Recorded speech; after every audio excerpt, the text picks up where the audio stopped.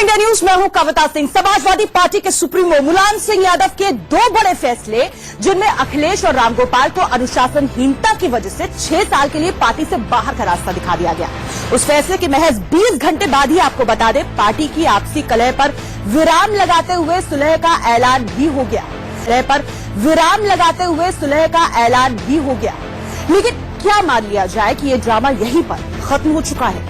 अगर ड्रामा खत्म हुआ है तो उसमें किसकी जीत हुई है और कौन हारा है और किस पर गाज गिरेगी, ये सवाल बना हुआ है। लेकिन सूत्रों से जो जानकारी हमें मिल रही है, उसके मुताबिक पार्टी में समझौते को लेकर अखिलेश अभी आश्वस्त है नहीं। अखिलेश ने अपने समर्थक विधायक और मंत्रियों को कल होने वाले राष्ट्रीय अधिवेशन का इंतजार करने को कह दिया है।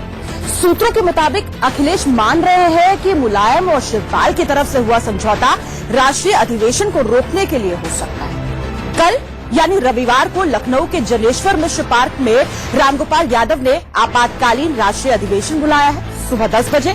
माना यह जा रहा है कि अखिलेश यहां आगे की रणनीति का ऐलान कर सकते हैं। आपको बता दें कि समाजवादी पार्टी के संविधान के मुताबिक पार्टी से जुड़ा अहम फैसला राष्ट्रीय अधिवेशन में बहुमत से लिया जा सकता है। दरअसल बीते 3-4 दिनों में जो ड्रामा चल रहा है, उससे किसी भी संभावना से अब इनकार नहीं किया जा सकता। लेकिन अब तक जो हुआ, उसने अगर किसी एक शख्स को मजबूती दी है तो वो है सिर्फ और सिर्फ अखिलेश यादव। हमारा सवाल भी यही है, क्या मुलायम की छाया से आगे निकल गए हैं अखिलेश यादव? और अब अखिलेश का अगला कदम क्या होगा? इसी जवाब को हम तलाशने की कोशिश करेंगे आज। पहले सिलसिलेवार तरीके से देखिए कि परिवार का ये झगड़ा कैसे सुलह के रास्ते पर आगे बढ़ा है। देखिए हुआ क्या था। कल शाम 7:15 बजे मुलायम ने रामगोपाल अखिलेश को पार्टी से बाहर निकाल दिया। उसके बाद रात 8:37 पर रामगोपाल ने निष्कासन को असंवैधानिक बता दिया। रामगोपाल अखिलेश यादव के घर पहुंचे 10:26 पर। मुलायम सिंह यादव के घर पहुंचे आजम खान ये आज सुबह 11:36 की बात है। दोपहर 2:02 पर क्या हुआ, लालू ने मुलायम को फोन करके कहा कि इस झगड़े को सुलझा लिया जाए जल्द से जल्द। दोपहर 12:02 पर अखिलेश के घर बैठक में 207 विधायक पहुंचे और यहीं पर आया सबसे बड़ा ट्विस्ट। दोपहर 12:13 पर पार्टी ऑफिस के बाहर अखिलेश शिवपाल समर्थक आपस में ही भिड़ गए। दोपहर 12:21 पर आजम खान के साथ मुलायम के घर पहुंचे अखिलेश यादव और यहीं से समझौते की प्रक्रिया भी शुरू हो गई, सुलह की प्रक्रिया शुरू हुई।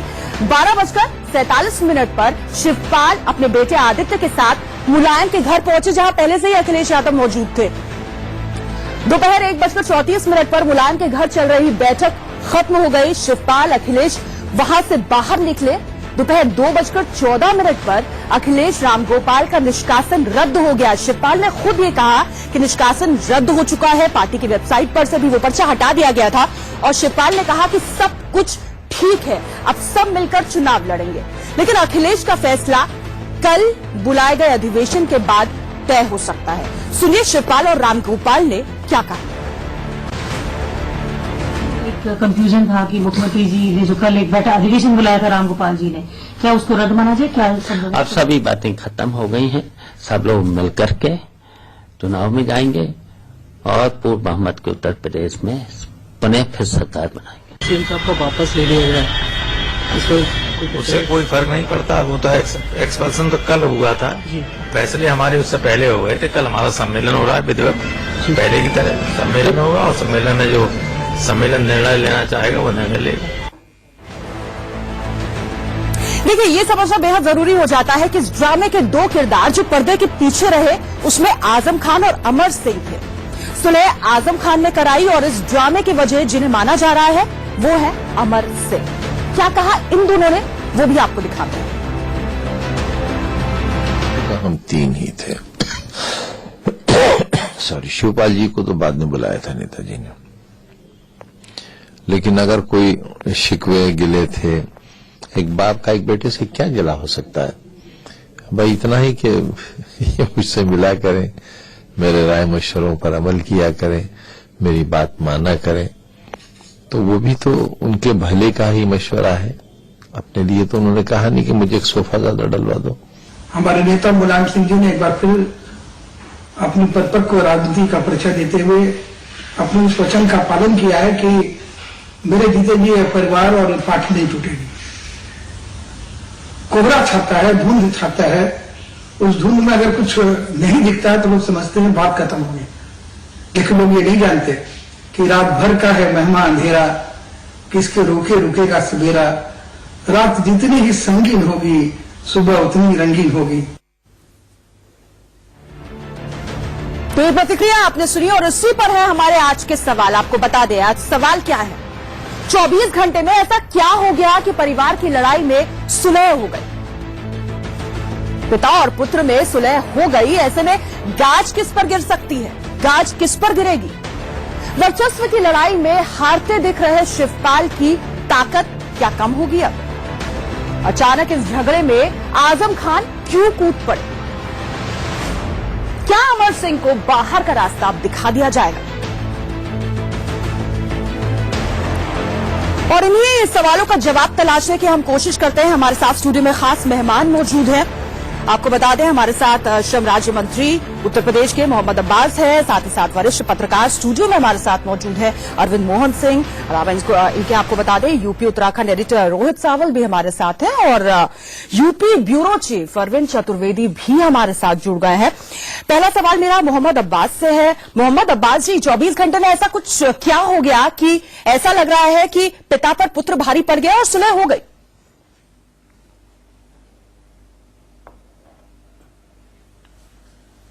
हजारों साल नरगिस अपनी बेनूरी पे रोती है, बड़ी मुश्किल से होता है चमन में दीदावर पैदा। मुलायम सिंह यादव जी और अखिलेश यादव जी वही चमन के कोहिनूर हैं, वो दीदावर हैं जो हजारों साल में पैदा होते हैं। जी, बाप बेटे से कभी हारता नहीं। तो क्या जब बात डबडबाई आंखें इधर थी और डबडबाई मोहम्मद अब्बास जी, माफी के साथ आपको रोक रही हूँ, क्या पिता को पुत्र की ताकत का इंतजार है? पानी से धुल गए। टीपू ने ताकत दिखा दी और पिता ये मान गए कि हाँ बेटा अब मेरी गद्दी संभालने के लिए तैयार है। क्या इसी बात का इंतजार था मुलायम सिंह यादव को? देखिए 2012 में आदरणीय मुलायम सिंह यादव जी को बहुमत मिला था। अपना बहुमत जिसमें निसंदेह अखिलेश यादव जी की बहुत मेहनत थी। उत्तर प्रदेश की धरती को मंथने का काम यशस्वी मुख्यमंत्री जी ने तब भी किया था, लेकिन वोट हमने मुलायम सिंह जी को मुख्यमंत्री बनाने के नाम पे लिया था। नेताजी ने तब ही अपनी सारी ताकत मुख्यमंत्री जी के रूप में अखिलेश जी को दे दी। तो आज ताकत वापस क्यों ले रहे थे और उसके बाद ये बात कैसे आ गई कि कर्मदेवाधिकार सत्य मा फलेषु कदाचन। मेरी बात तो पूरी होने दीजिए, मैं वहीं आ रहा हूं जी। 5 साल की जो सरकार चली है और उस सरकार में अपने कर्म के बल पे अखिलेश यादव जी ने अपना कद इतना बड़ा कर लिया कि निसंदेह समाजवादी पार्टी अपने दम पर स्पष्ट बहुमत पर जीत कर आ रही है जी। ये सारी चीजों में कुछ गिले शिकवे थे, कुछ लोगों को अपनी ताकत घटती बढ़ती नजर आ रही थी, उसमें ही ये सब चीजें हुई। लेकिन चलिए बहुत अहम बात आपने कही है जी, आपके पास वापस लौटूंगी। रोहित सावल जी भी हमारे साथ मौजूद है, यूपी उत्तराखंड के एडिटर। रोहित जी, क्या इसी बात का तो इंतजाम नहीं था? आज अखिलेश यादव का कद पार्टी से क्या बड़ा हो गया है, इसलिए पिता ने भी ये मान लिया कि जो पुत्र कहे वही सही, रोल बैक अध्यक्ष बन गए हैं मुलायम सिंह यादव, ये तक कहा जा रहा है।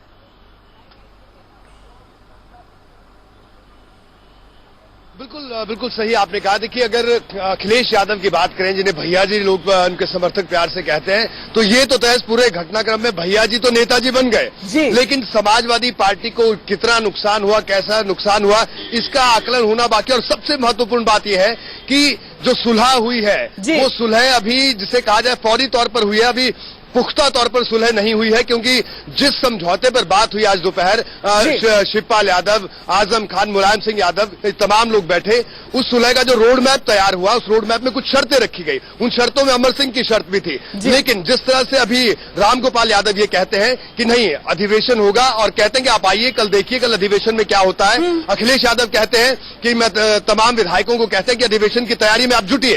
ये तमाम बातें देखना बेहद महत्वपूर्ण है कि सपा में अभी सब कुछ ठीक नहीं है। और सबसे महत्वपूर्ण बात यह है अखिलेश यादव और रामगोपाल यादव का निष्कासन वापस ले लिया जाता है। कल नेताजी कहते हैं, कल नेताजी ने कहा था कि रामगोपाल अधिवेशन बुला नहीं सकते, ये अधिवेशन अवैध है, वैध नहीं है। रामगोपाल यादव अब सपा में है, अधिवेशन कल हो रहा है। सवाल ये तो क्या अब ये अधिवेशन वैध है? तो ये तमाम बड़े सवाल हैं जिनसे साफ जाहिर होता है कि अभी पूरी तरह कुछ भी ठीक नहीं हुआ है। अरविंद जी, आगे क्या हो सकता है? आपका आकलन क्या कहता है? देखिए, दो चीजें हुई हैं इस समझौते में। एक तो ये है कि काफी सारे लोग बीच वाले ऐसे थे जो इस खेमे या उस खेमे में नहीं थे, जिसमें आजम खान का कद बड़ा है, माता प्रसाद पांडे जी जैसे लोग हैं, जो लोग सीनियर हैं और काफी दोनों को बोल सकते थे, और वो किसी खेमे में नहीं थे, अभी तक के विभाजन में कहीं साफ नहीं दिखाई दे रहे थे। उनको लगा होगा कि हमको बीच बचाव करना चाहिए क्योंकि बात इतनी बढ़ गई है।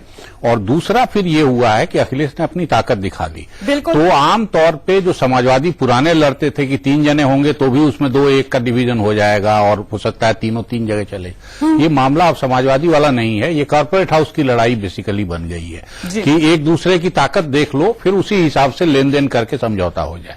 तो अगर चीजें वहीं तक हैं तब तो ठीक है कि टिकट बंटवारे में हो सकता है अखिलेश को कुछ ज्यादा से दे दिया जाए उनके खेमे को और बाकी लोगों को कुछ कम कर दिया जाए, लेकिन मामला उतने भर का नहीं है। असल में इसमें ये भी पेंच फंसा हुआ है कि अभी मुलायम सिंह यादव के पॉलिटिकल एम्बिशन कम नहीं हुए हैं, वो उत्तर प्रदेश से लेके नेशनल पॉलिटिक्स तक की चीजें देख रहे हैं। लेकिन अरविंद जी, कहा तो यही जा रहा है कि पूरा ड्रामा ही दरअसल उन्होंने स्क्रिप्ट किया था ताकि शिवपाल को अपने कद का एहसास हो जाए और वो ये बता दे कि उनका बेटा टीपू पूरी ताकत के साथ अब नेता बन चुका है। नेताजी यही तो एहसास कराना चाहते थे। नहीं, इसमें सबसे ज्यादा फजीहत मुलायम सिंह यादव की ही हुई है और अभी शायद ये चलता रहेगा अगर इसी तरह, क्योंकि परिवार भी उन्होंने ठीक से नहीं चलाया है, पार्टी भी ठीक से नहीं चलाया है और समाजवादी सिद्धांत जिसकी बात वो करते रहे, जिसके नाम पे पार्टी चला रहे हैं, उसका भी ठीक से पालन नहीं किया है। अगर डेमोक्रेटिक ढंग से फंक्शन किए होते तो परिवार के झगड़े भी नहीं निकलते, पार्टी के अंदर भी झगड़े नहीं निकलते और जो भी अभी जो सीनियरों को दखल दे के पंचायत करनी पड़ी वो नौबत शायद नहीं आती, वो कहीं अंदर किसी फोरम पे ये सारी चर्चा हो गई रहती।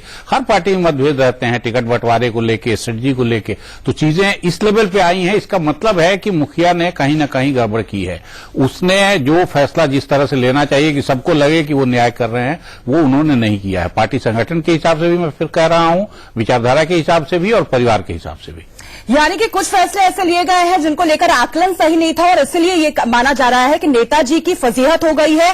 कल कठोर फैसले लिए थे लेकिन आज फिर से मुलायम पड़ गए हैं मुलायम। लेकिन आगे क्या होगा कि ये जो सीज फायर हुआ है ये हमेशा के लिए होगा या फिर आने वाले वक्त में कुछ और ऐसे फैसले हो सकते हैं जिनको लेकर ऐसा लगेगा कि साइकिल इस बार जो पंचर हुई है तो फिर ठीक नहीं हो सकती। कुछ और सवालों के साथ हम फौरन लौट रहे हैं, आप बने रहिए हमारे साथ, जवाब तो देना। आगे की राह कितनी आसान या फिर कितनी मुश्किल हो सकती है समाजवादी पार्टी के लिए?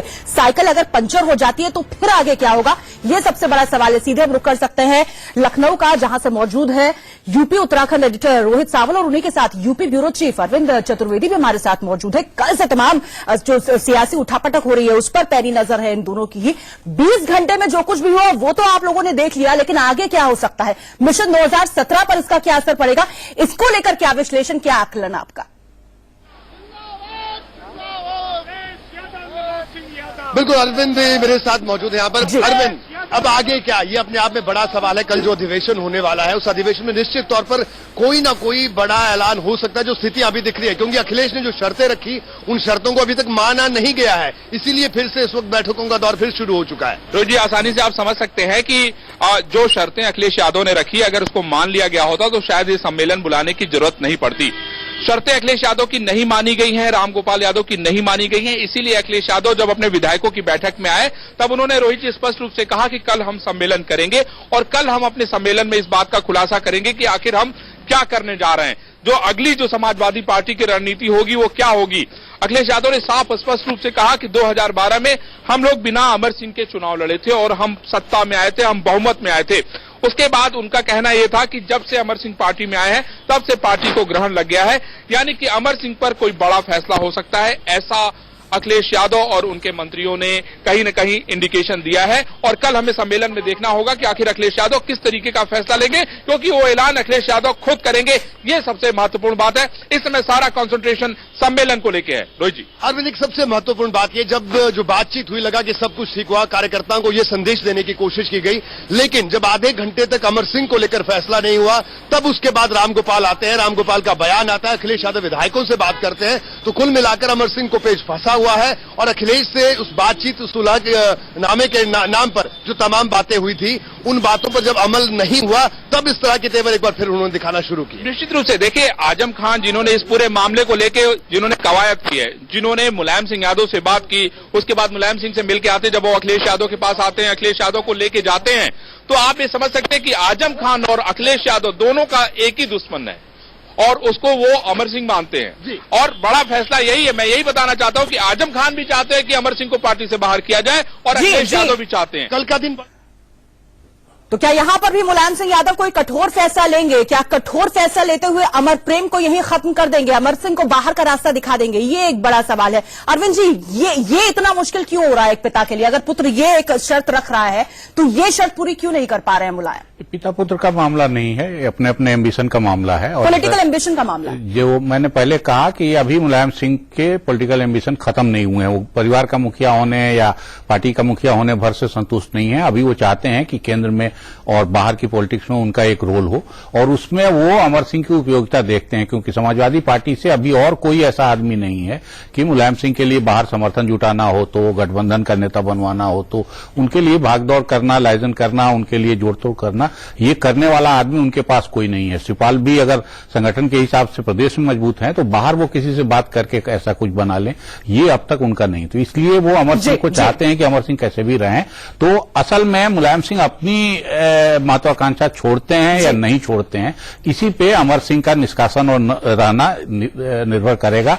और इतनी आसानी से मुलायम सिंह अभी अपने को संन्यास के मोड में ले आएंगे जो कल तक जाहिर है। कल भी लगातार वो यही कह रहे थे कि इस पार्टी की मैंने नींव रखी हुई है, पार्टी मेरे लिए सबसे बड़ी है। जाहिर तौर पर वो यही बताना चाह रहे थे कि फिलहाल कमान मेरे हाथ में। मोहम्मद अब्बास जी हमारे साथ मौजूद है। क्लोजिंग कमेंट बहुत छोटा सा। मोहम्मद अब्बास जी, 10 बजे कल जो मीटिंग होगी, आपको लगता है वहां से एक बड़ा फैसला हो सकता है और तस्वीर बदल सकती है?